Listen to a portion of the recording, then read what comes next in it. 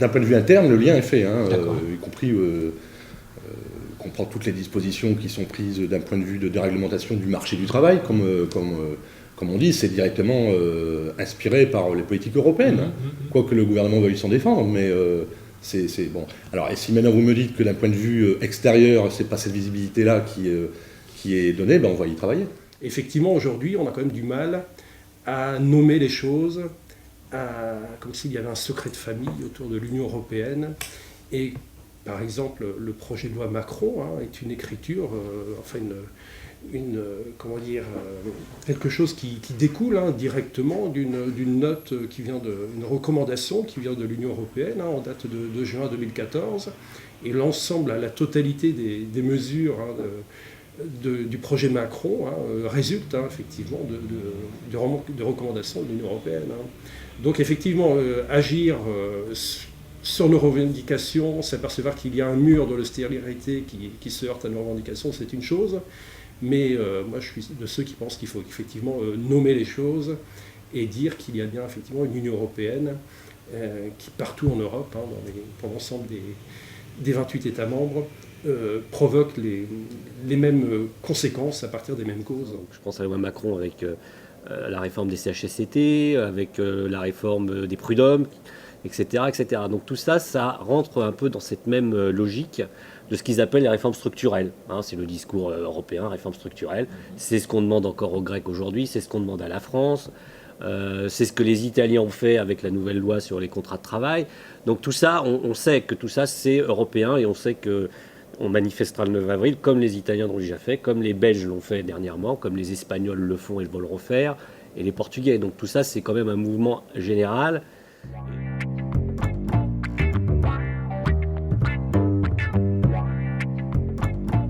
Il a un sens pour nous, il a un sens pour les syndicalistes. Il est même d'ailleurs dans les traités. Dans la notion de compétitivité, il y a la question du bien-être des populations et du progrès social. Donc ça, c'est dans les affichages. Mais l'exemple type, la Charte des droits fondamentaux est une annexe au traité. Voilà. Ça, c'est quelque chose qui devrait être dans l'introduction d'un traité européen. Quelle Europe? Pourquoi faire? Or, aujourd'hui, il y a un tas de jurisprudence, par exemple, où c'est le droit économique qui s'oppose aux droits sociaux, ou l'inverse, les droits sociaux ne peuvent pas s'opposer aux libertés économiques. Si on veut parler d'Europe sociale, il faut aussi régler ces questions. C'est-à-dire qu'il faut mettre les droits fondamentaux comme étant la priorité, et le progrès social comme étant la priorité de la construction européenne. On en est bien loin. C'est y compris ce qui fait des contestations de plus en plus fortes des travailleurs et des citoyens du point de vue de la construction européenne. Alors la question européenne est pour l'instant, par exemple dans les précédents documents d'orientation de la CGT, sont peu ou mal traités.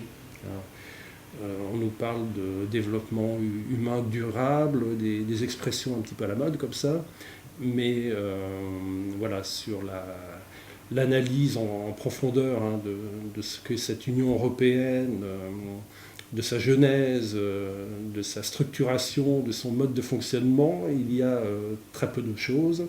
On se contente de dire qu'il faut faire un eurosyndicalisme pour avoir une Europe sociale, mais sans en préciser ni les contenus précis, ni les conditions de cet avènement d'une Europe sociale. Et plus on parle des conditions de l'avènement de cette Europe sociale, entre camarades, plus on s'aperçoit qu'on ne voit pas comment ça pourrait se faire, en dehors de retrouver une part de souveraineté un peu partout dans les pays, pour reprendre la main. J'en reviens sur la question de l'Europe sociale. Il n'y a que ceux qui en parlent qui y croient désormais. J'ai lu beaucoup de textes sur l'Europe sociale, et à part les incantations qu'il faut une Europe sociale, j'ai pas très bien compris de quoi il s'agissait. Je vous le dis. Je ne sais pas ce que c'est l'Europe sociale.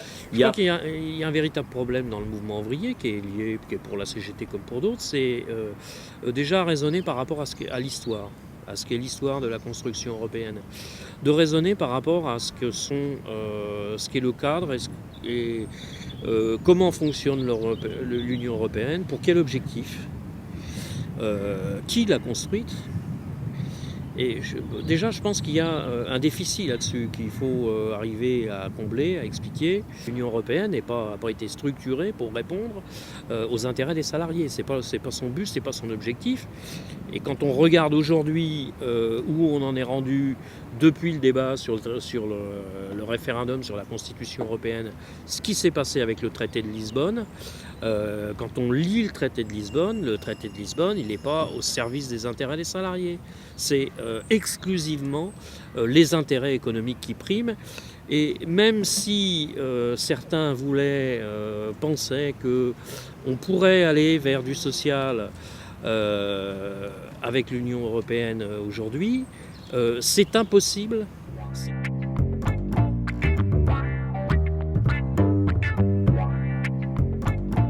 Ils ont décidé d'attaquer le problème par plusieurs bouts successifs qui s'emboîtent les uns les autres sans donner l'apparence d'une cohérence.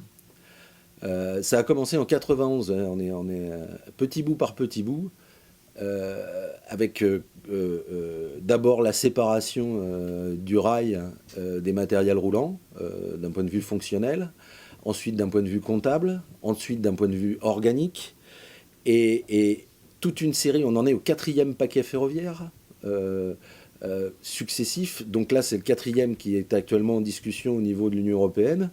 Mais sans attendre, le gouvernement français a mis en place une loi l'année dernière qui a fait exactement le contraire de ce qu'elle prétendait.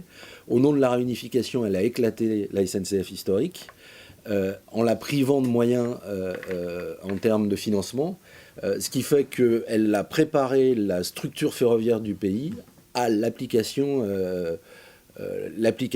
du futur paquet ferroviaire qui est en discussion. Ah oui, alors il y a des concomitances un petit peu dans les dates. Hein. Voilà, on sépare, enfin on casse les PTT, on sépare les postes et télécoms en 1900, dans la période 90-92. Hein. 92, c'est également le traité de Maastricht. Ensuite, la privatisation de France Télécom, hein, devenue Orange depuis, et la déréglementation de l'ensemble du secteur des télécoms se produit en 1996, 1997, hein, donc là aussi quelques années après le traité de Maastricht. Hein. Donc il est clair que vouloir casser les monopoles publics, ça conduit à, et ça s'est passé dans le secteur des télécoms, secteur aérien, le secteur de l'énergie, le secteur de l'eau, enfin dans différents secteurs hein, de réseaux publics finalement. La Poste est un petit peu différent, c'est arrivé après, j'y reviendrai. Hein, mais les télécoms, c'était un secteur extrêmement juteux qu'il était urgent de privatiser finalement, hein, car ce prétexte de déréglementation, de concurrence soi-disant libre et non faussée, a été l'occasion de privatiser et de rendre ce secteur qui était à but non lucratif un investissement à très haut rendement hein, pour les investisseurs privés. Donc tout ça, effectivement, c'est l'Union européenne qui l'a voulu, qui l'a prédit, qui l'a mis en place. Et ça s'est passé partout en Europe.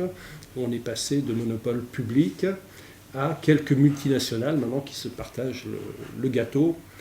Et je le répète, c'est un gâteau à très haut rendement capitalistique. En fait, l'histoire de la déréglementation, en particulier d'énergie, ça date de 92. 92, ils ont commencé à planter les premières banderilles. Et dès le traité de Maastricht, il y avait un chapitre qui consacrait ce qu'on appelait à l'époque, c'était peut-être un peu technique, l'accès tiers au réseau. Hein, ce qui voulait dire qu'en fait, les réseaux de transport de gaz et d'électricité étaient ouverts à tout le monde, alors qu'on avait en Europe en général plutôt des entreprises intégrées qui assumaient la production, le transport, c'est-à-dire la haute tension, et la distribution chez le client, le consommateur final. Donc en fait, depuis 92, alors il y a eu un espèce de basculement à cette époque, les Allemands et les Français étaient sur la même ligne de longueur d'onde, et puis il y a eu un basculement qui a fait que tout a été mis en route. Donc l'accès tiers au réseau, l'ouverture des marchés, tout ça a été mis, ils ont mis à peu près 20 ans pour arriver au modèle qu'ils avaient en tête, qui est à peu près le modèle britannique aujourd'hui, c'est-à-dire une multitude d'intervenants. Alors évidemment, la France, il y avait un problème. C'est-à-dire qu'en fait, le système prôné par Bruxelles, il est complètement à l'inverse de ce qui se faisait en France. En France, vous aviez un monopole nationalisé. Vous avez un monopole nationalisé, intégré, c'est-à-dire que vous avez toutes les fonctions de ces entreprises. Donc en fait, là où vous avez 2 entreprises, EDF et GDF, aujourd'hui, vous en avez 6. D'accord ? Puisqu'en fait, tout ce qui est réseau a été séparé. Donc on est au bout du bout de la déréglementation, c'est-à-dire que bientôt ils réclament que ces fameux réseaux soient complètement séparés de ce qu'ils appellent les opérateurs historiques pour avoir un modèle complètement désintégré.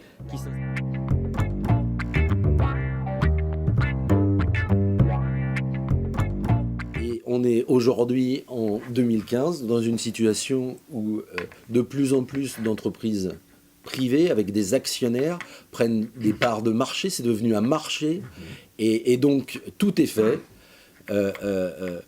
pour faire en sorte que ce qui a été construit, érigé avec des fonds publics soit désormais transmis et gracieusement à des entreprises, à des consortiums, à des holdings privés pour gaver des actionnaires. Voilà le but suprême, et c'est vrai pour le chemin de fer comme c'est vrai pour tous les domaines, télécommunications, énergie et la santé en ligne de mire plus tard.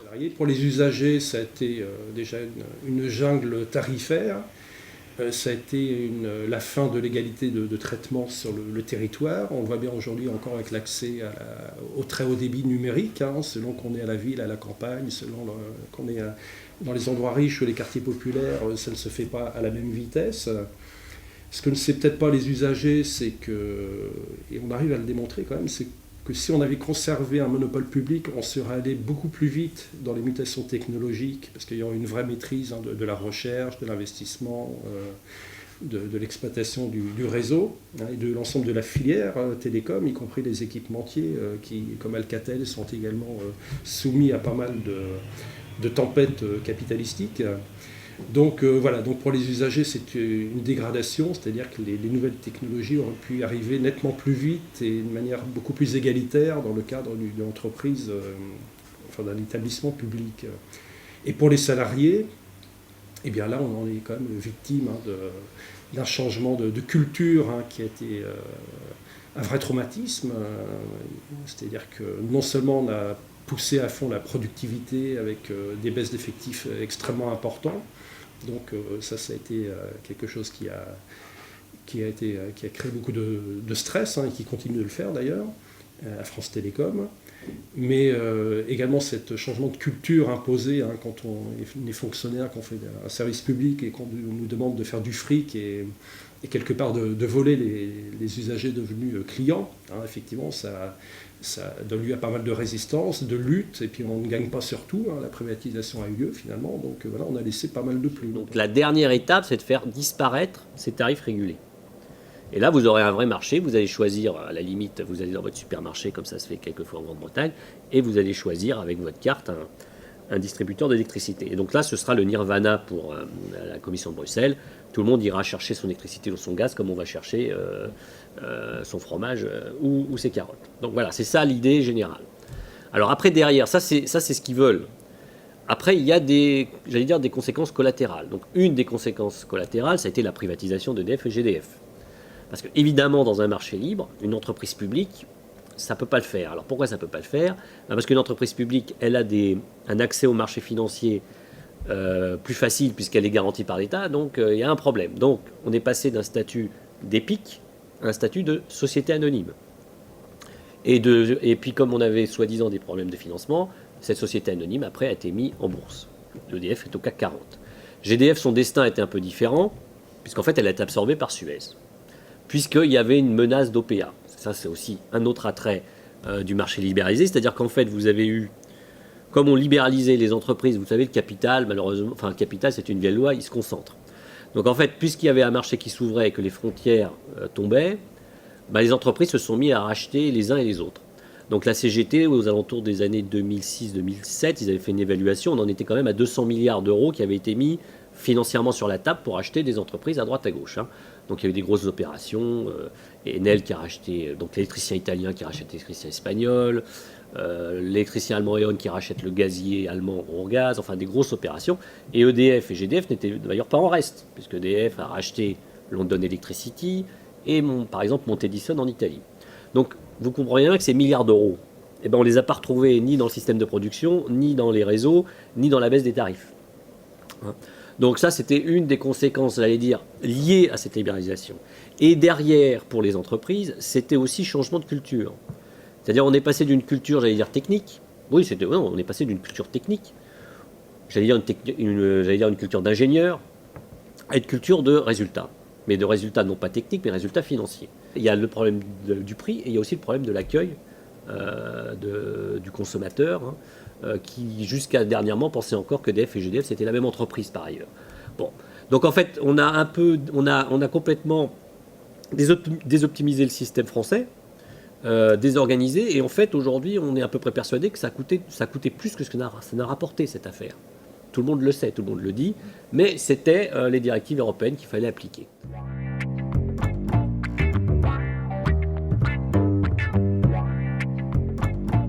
La monnaie, ça dépend de ce qu'on en fait de la monnaie, hein, que ce soit une monnaie européenne, une monnaie nationale. Bon, par exemple, je fais référence aux États-Unis, qui n'est quand même pas l'exemple le plus porteur de socialisme. Hein. Bon, voilà, le gouvernement américain a pu faire jouer à la banque centrale américaine un rôle pour essayer de relancer la croissance que la BCE ne peut pas faire. Donc, c'est pas la question de la monnaie, de l'euro ou pas de l'euro, c'est qu'est-ce qu'on en fait. C'est-à-dire que nous, on n'est pas pour enlever quelque chose, on n'est pas pour enlever de la monnaie, on n'est pas pour enlever de l'euro, on est pour rajouter de l'harmonisation sociale et fiscale en Europe. C'est ce qu'on porte la CGT, mais c'est aussi ce que porte la Confédération européenne des syndicats avec ses organisations affiliées.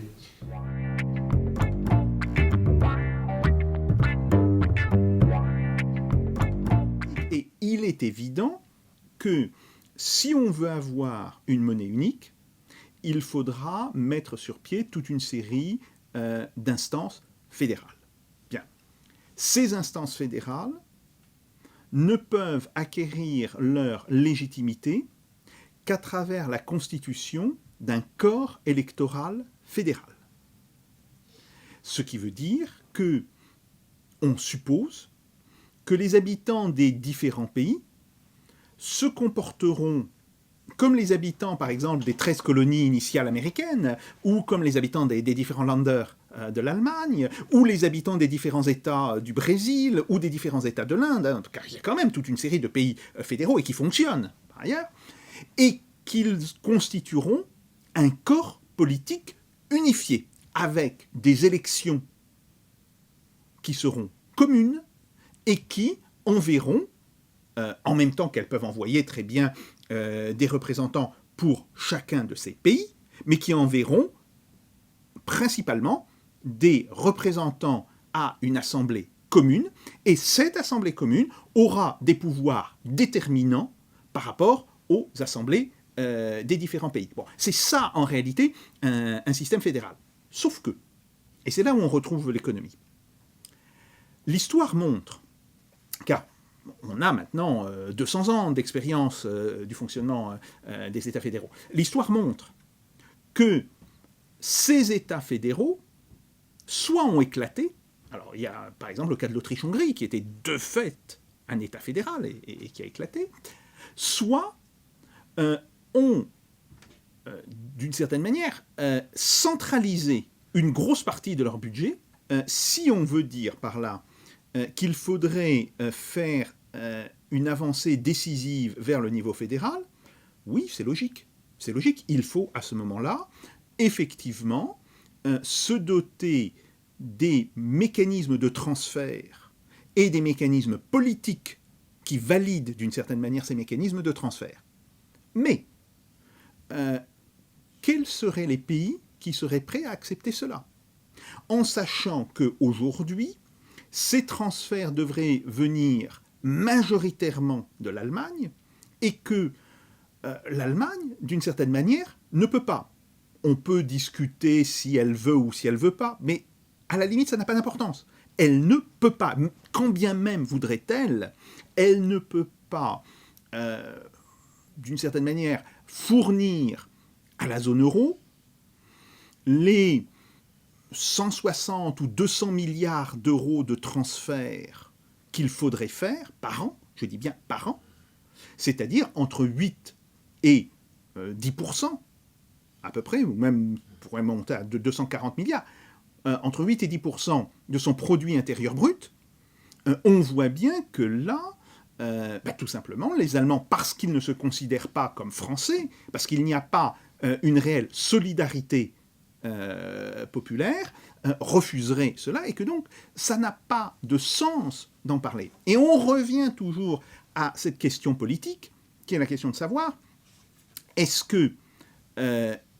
les peuples d'Europe sont prêts à se fondre dans un grand peuple européen ou pas? Je ne me pose pas sur le plan normatif. Est-ce que ça serait bon, est-ce que ça serait pas bon? Ce n'est pas la question. La véritable question, c'est aujourd'hui des gens du bassin parisien, en réalité, payent des transferts extrêmement importants vers des régions comme le Massif central ou vers la Corse, etc. Bien. Et tout le monde trouve ça tout à fait normal parce que nous sommes tous français. Bien.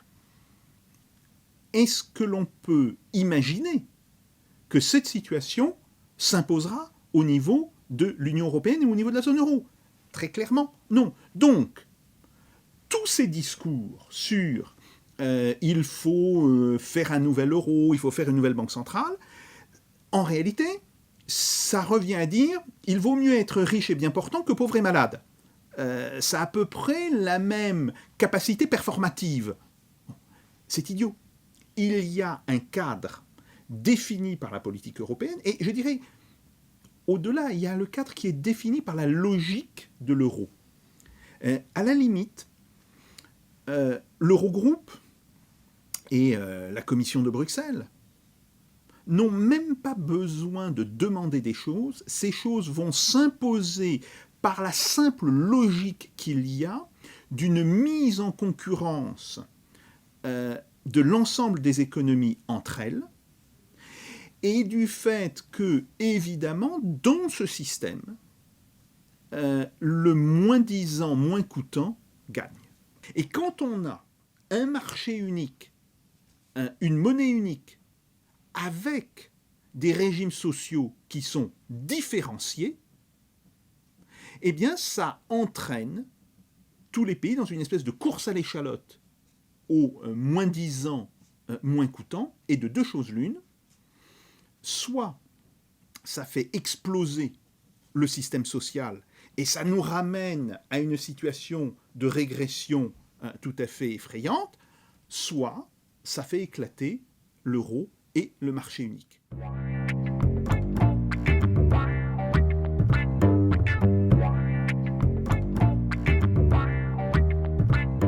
Ce qui était extrêmement important pour toutes les ONG qui avaient participé, parce qu'il y avait une convention, c'est qu'on avait l'introduction des droits fondamentaux et de droits de troisième génération.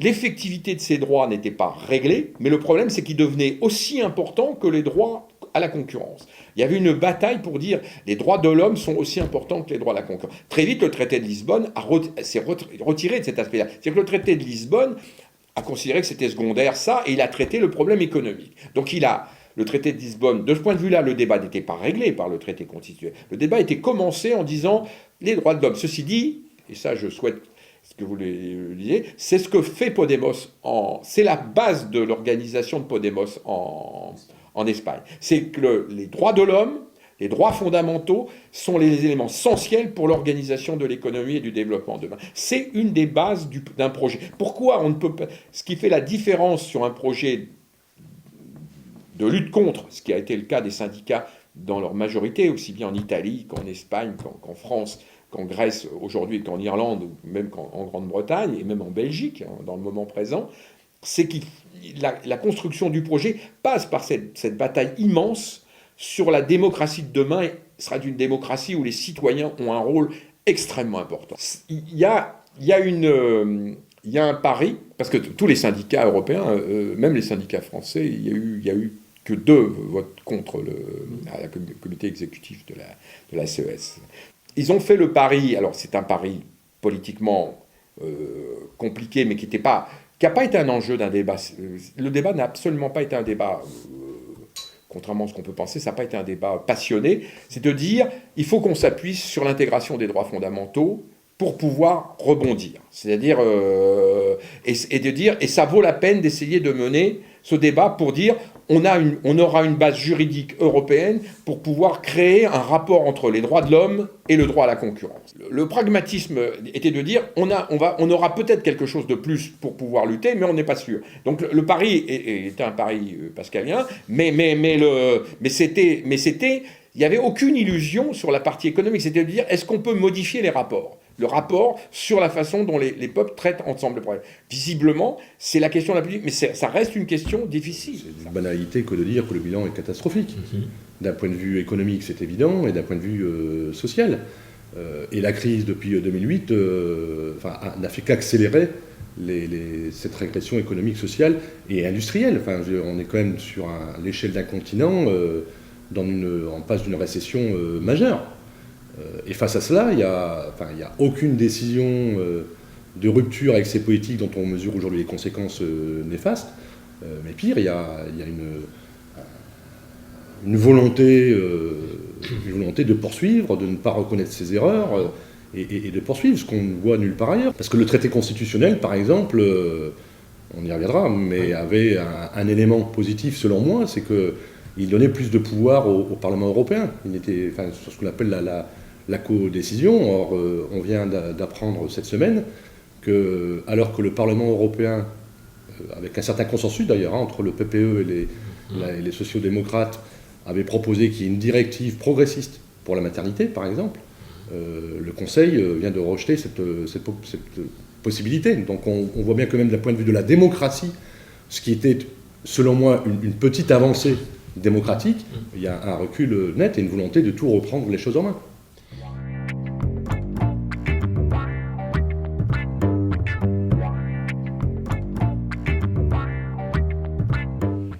C'est un moment de confusion où, oui, sans doute, on en vit de temps en temps, la CGT, des moments de confusion.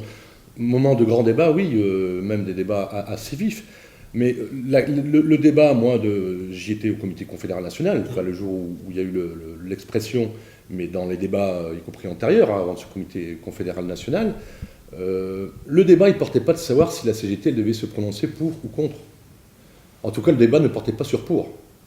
Il y a eu un débat sur est-ce qu'il doit y avoir une expression syndicale tranchée, et donc qui aurait été en faveur du non, dans le cadre d'une consigne de vote. Voilà, c'était ça plutôt le débat qui nous animait à l'époque, et qui s'est conclu par cette position de la CGT d'appeler à rejeter le traité constitutionnel, qui, sous d'autres mots, voulait dire appeler à voter non. C'était ça le débat qu'on avait dans la CGT. Est-ce que syndicalement, on doit se positionner dans le cadre d'un traité constitutionnel,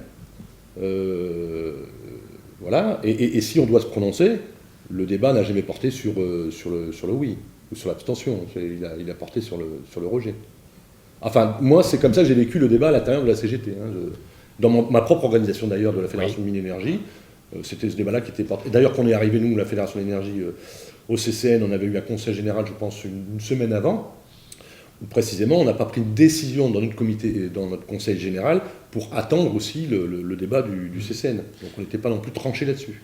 Même si moi, personnellement, personnellement, j'étais pour le non. Mais j'entendais aussi des camarades qui disaient, est-ce que c'est la CGT, parce que la CGT, c'est large, il y a des gens dans la CGT qui ont voté oui. Donc il y avait aussi cette volonté... entre guillemets, et puis je lâche le mot, de protéger aussi l'organisation. Il y a eu à la fois dans les débats internes de la CGT des débats de forme sur fallait-il que la CGT ou pas prenne position, parce qu'un certain nombre de militants étaient influencés notamment par les thèses du Parti Socialiste qui poussaient dans le sens du vote favorable à la Constitution européenne. D'autres qui étaient complètement désorientés, et je pense, et particulièrement parmi les dirigeants. Parce qu'un aspect important, c'est que moi je fais partie d'une région où, dans les départements, les unions départementales, pour la plupart, ont mené un travail d'explication de fond sur ce que contenait ce traité et ont fait prononcer les syndiqués. Et ce sont les syndiqués dans les syndicats qui se sont exprimés pour que les membres du CCN prennent une position en faveur du rejet de la Constitution européenne. Et je crois que ce qui a fait basculer les choses au CCN du 3 février 2005, c'est l'expression des syndiqués, des syndicats, et qui majoritairement, et particulièrement les unions départementales, ont poussé à ce basculement contre, je pense, on peut dire, une majorité des membres de la direction confédérale qui considéraient que soit il ne fallait pas prendre position, soit y étaient favorables, puisqu'un certain nombre d'ailleurs, dans le cadre de leur responsabilité, de leur engagement, dans des associations comme Confrontation par exemple, ou OPS ou dans d'autres organisations, ont milité pour soutenir la Constitution européenne. Ça, c'est les faits, c'est l'histoire, voilà.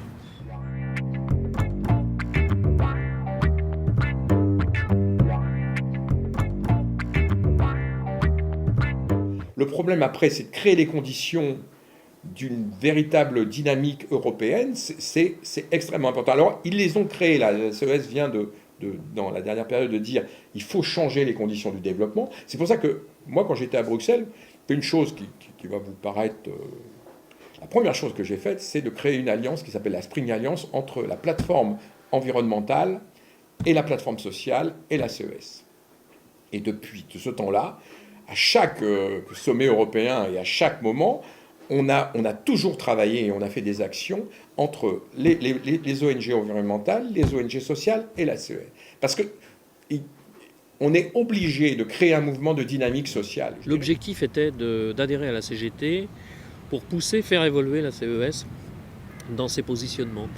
Je pense que on est au milieu du gué, il y a nécessité vraiment de pousser davantage. Je rappelle quand même que la CES était pour la Constitution européenne. La CES n'a malheureusement pas condamné les interventions militaires qui ont pu être faites dans le cadre de la zone Europe et de l'OTAN dans différents pays depuis cette période-là. Et là, je pense que ce sont des vraies questions. Ce sont des vraies questions parce que les valeurs de solidarité, les valeurs pacifistes de la CGT, personne d'autre que la CGT les défendront. On adhère en 1999 à la CES. Voilà. On est accepté en 1999. Donc 99-2005, c'est quand même relativement récent. On est aussi dans une période où les directives de déréglementation, elles sont déjà dans les télécommunications, dans l'énergie, etc. Donc il y a quand même déjà dans la CGT, et c'est une réalité, une vision très négative de la construction européenne. Il faut appeler les choses comme elles sont. Et notre arrivée à la CES, ça ne s'est pas fait non plus comme ça, aussi facilement. Donc ce rapport-là, on l'assume. Depuis, on a bougé dans la CGT, les organisations ont bougé sur le rapport à l'Europe et surtout sur le rapport au syndicalisme européen. L'arrivée de la CGT a aussi donné une vision ou un PEPS, on va dire comme ça, supplémentaire avec notre culture. Là, on passe un peu d'une CES qui est un peu lobbyiste, c'est aussi son histoire, avec d'autres organisations, notamment les organisations latines, avec qui nous avions déjà des relations, je pense aux Espagnols, aux Italiens, aux Grecs, aux Portugais. Ça a amené un peu, un peu plus de dynamisme. Moi, j'ai l'habitude de dire que le rapport des militants qui s'intéressent aux questions européennes et à la CES, vous diront que la CES est beaucoup plus offensive qu'elle était il y a quelque temps. Les enjeux, en tout cas tels que nous la CGT, on a commencé à les porter dans la préparation du congrès. On fera y compris une contribution d'ailleurs écrite qu'on souhaite associer largement d'autres organisations en Europe. C'est qu'on a besoin, pour le dire vite, d'avoir une CES et donc des organisations de la CES qui acceptent que cette organisation soit moins une organisation de lobbying, de par son histoire, ne serait-ce que parce qu'il n'y a plus rien à chercher de ce côté-là. Et pour être vraiment une confédération interprofessionnelle européenne. Voilà, le débat est sans arrêt posé, y compris la question sur le bilan de l'action syndicale, de l'action de la CGT à l'intérieur de la CES. Depuis maintenant près de 20 ans qu'on en est membre, qu'est-ce que ça a donné ? On a réussi, comme on avait projeté dès le début, à emmener la CES sur des bases de classe, ou est-ce que c'est plutôt, je dirais, l'orientation de la CGT qui se conforme, devient euro-compatible, comme je le disais tout à l'heure. Je pense que là, il y a une vraie question qui doit être posée dans tous les syndicats à partir de vrais débats. C'est la question que je posais tout à l'heure, c'est-à-dire que c'est les syndiqués de la CGT qui doivent trancher la position de la CGT au sein de la CES, et en particulier au sein du congrès de la CES. C'est le bilan. Est-ce qu'on a la possibilité de tirer la CES sur des bases de classe, ou est-ce que c'est illusoire et qu'il faut d'ores et déjà penser à d'autres formes d'organisation pour vraiment mener des actions communes, convergentes? Il ne se passe rien sur la préparation démocratique du congrès de la Confédération européenne des syndicats. C'est plutôt un non-sujet pour l'instant. Donc moi je suis de ceux qui pensent qu'il faut débattre du syndicalisme international, du syndicalisme européen, et débattre du fait que la CES colle beaucoup trop à l'Union européenne, même s'il lui est arrivé d'être critique sur les politiques d'austérité. Le discours initial de la CGT, c'était on veut être reçu, on veut faire partie de la CES pour un petit peu rougir ce syndicalisme européen. Est-ce que c'est pas la CGT qui a perdu un peu des couleurs, et là, je pense quand même on affiche souvent des intentions, mais on a du mal à faire des bilans, des évaluations. Donc je pense que l'évaluation de notre présence à la CES n'est pas réellement faite. Donc je pense que c'est un vrai sujet pour la préparation du prochain congrès de la CES. Ouais. Alors la CES, moi, tel que je le comprends, enfin de ce que je l'avais analysé, c'est donc c'est quelque part, et ils vont peut-être pas être contents que je dise ça, c'est une institution européenne. Et donc elle est dans les processus de concertation sur les différentes directives. Je distingue la CES de l'internationalisme syndical. Par exemple, moi dans mon expérience syndicale, j'ai eu l'occasion de discuter avec nos camarades syndiqués de Norvège. Donc ils travaillaient donc dans la boîte de gaz, enfin d'exploration, production de gaz norvégienne et de pétrole aussi d'ailleurs, Statoil. On avait fait une grève avec eux. On avait concerté une grève. Eux, ils faisaient grève sur les puits de production, et les camarades de GDF, ils faisaient grève à Dunkerque. Voilà, ça c'est une action européenne, ça c'est une action internationale de syndicalisme, qui sur un sujet précis, en l'occurrence la privatisation respective de leur entreprise, ont agi.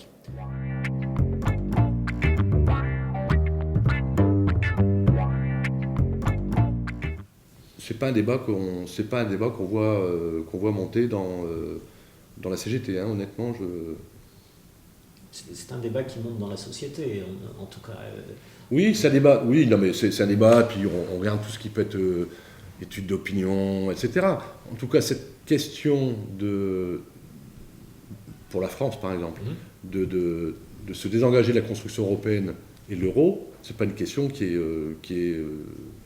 une question pour le moment qui est minoritaire. Moi, je pense que c'est plus il y a un vrai. Ce qui est le plus en plus remis en cause, c'est à la fois effectivement les politiques sociales et le problème de la démocratie. Alors je ne suis pas en train de dire par là que si on compte, dans 5 ans, dans 10 ans, dans 15 ans, l'état de l'opinion sera toujours là. Moi, ma crainte, effectivement, je pense que s'il n'y a pas des ruptures démocratiques, économiques et sociales, les peuples ce ne sera pas tant une décision de quitter la construction européenne qu'une décision du repli national. Mais ça, c'est un scénario qui est plausible. Où on se contente de dire on ne peut rien changer au système économique mondial, on a peu de chances que l'europositivisme. On ne peut pas mettre comme base d'organisation de la société la concurrence entre pays, la concurrence entre travailleurs. Aujourd'hui, ces éléments-là sont extrêmement dangereux pour la démocratie. Pour mener une politique, il faut se sortir des carcans et des lois et des obligations européennes. C'est les gouvernements qui ont accepté de sacrifier leur souveraineté, leur capacité et leur autonomie d'action. Je pense en particulier l'idée de présenter le budget préalablement à l'Europe avant de le faire voter par les députés. Enfin, c'est les gouvernements qui l'ont fait, mais c'est s'attacher les mains. Pour mener notre politique, le débat commence par sortir de là, sortir de cette question-là. que ça soit le budget, que ça soit la règle d'or, et tout un tas de choses. Retrouver la souveraineté dans notre pays et la maîtrise publique des affaires du pays.